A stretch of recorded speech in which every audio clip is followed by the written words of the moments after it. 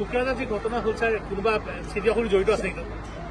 এটা আপোনালোকে চিধা কথাত ধৰক, প্ৰতিবেদন দাখিল হৈছে 7টা, আন্দোলন হৈছে 3টা। তাৰ মানে প্ৰতিবেদনখন নপঢ়াকৈ আন্দোলন হৈছিল আৰু পঢ়িলে তাত কোনেও বেয়া পাবলগীয়া একো নাই। সকলোৰে কাৰণে আমি যাতে সকলো জাতি উপজাতি আগবাঢ়ি যাব পাৰে তাৰ কাৰণে আমি সুন্দৰ প্ৰতিবেদন এখন দিছোঁ।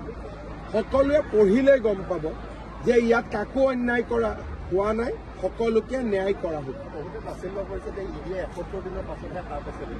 ইডি মানে কি? কিহৰ কি তেওঁলোকৰ ইয়াত চব সমালোচনা কৰা অসমত কিছুমান মানুহ আছে, ভাল কথা কোৱাও মানুহ আছে। ভাল কথা কোৱা মানুহে আদৰণি জনাব যে নহয় তেওঁলোক আহিছে, বেয়া কোৱা কথা কোৱা মানুহে সমালোচনা কৰিব। দুবিধ মানুহতো থাকেই। আমি ডিচেম্বৰৰ শেষ ভাগত নহলে জানুৱাৰীত আমি বটদ্ৰৱা প্ৰকল্প আমি উদ্বোধন কৰিম। ছাৰ, ব্ৰহ্মপুৰৰ ৰাইজৰ এটা দাবী আছিল দীৰ্ঘ, যেতিয়া প্ৰপাৰ ব্ৰহ্মপুৰত এখন মহাবিদ্যালয় বিচাৰিছিল, আদৰ্শ মহাবিদ্যালয় হৈ যাব।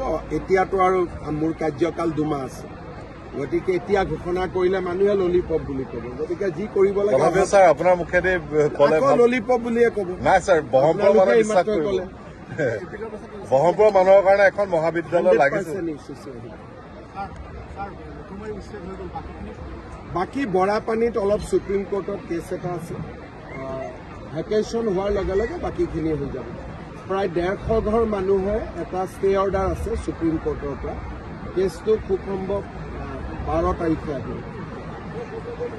হ'ব, ধন্যবাদ। আজি আমাৰ নগাঁৱৰ মহিলা উদ্যমিতা অভিযানৰ মই 4ৰ্থখন সভাত অংশগ্ৰহণ কৰিলোঁ। কলিয়াবৰত হৈ গ'ল, আমাৰ নগাঁৱত হৈ গ'ল, ৰহাত হৈ গ'ল, আজি ব্ৰহ্মপুৰতো খুব ধুনীয়াকৈ হৈ গ'ল।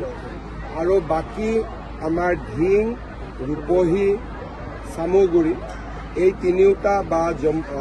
তিনিওটা সমষ্টিটো আমাৰ মন্ত্ৰীসকলে বিভিন্ন পৰ্যায়ত আহি এই ধন বিতৰণ কৰিব। আমাৰ লক্ষ্য হৈছে যে ফেব্ৰুৱাৰী মাহৰ 15 তাৰিখৰ আগতে গোটেই অসমতে এই বিতৰণৰ কাম সম্পূৰ্ণ কৰে। ছাৰ, ব্ৰহ্মপুৰ সমষ্টিত আহিছে, আজি ব্ৰহ্মপুৰ সমষ্টি হিচাপে নতুন ৰূপত সমষ্টি পুনৰ নিৰ্ধাৰণৰ পিছত এইবাৰ দেখিবলৈ পোৱা গৈছে ব্ৰহ্মপুৰ সমষ্টিত ৰাজেন গোহাঁই এবাৰ ইয়াত আপোনালোকৰ বিৰুদ্ধে প্ৰতিদ্বন্দ্বিতা কৰিব বুলি কৈ ওলাইছে। মই ৰাজেন গোহাঁই যাতে সকলোৰ ফালৰ পৰা ভাল হয় তাৰ কাৰণে তেওঁ অলেখ শুভকামনা জ্ঞাপন কৰিছে। ডিব্ৰুগড়ত এখন সংবাদ মেল ৰঞ্জিত গগৈয়ে জনজাতিকৰণক ললিপপ বুলি কৈছে নিৰ্বাচনত। তেওঁলোকে চবকে ললিপপ বুলি কৈছিল। এই যেতিয়া 10,000 টকা এনাউন্স কৰিছিল তেতিয়াওতো তেওঁলোকে ললিপপ বুলিয়ে কৈছিল। অৰুণোদয় দিওঁতেও ললিপপ বুলিয়ে কৈছিলে, নিযুত মইনা আহোঁতেও ললিপপ বুলি কৈছিলে। কিন্তু মানুহেতো লাভ পাই আছে। বাগানৰ মাটিও তেওঁলোকে ললিপপ বুলিয়ে ক'ব, দুদিন পিছত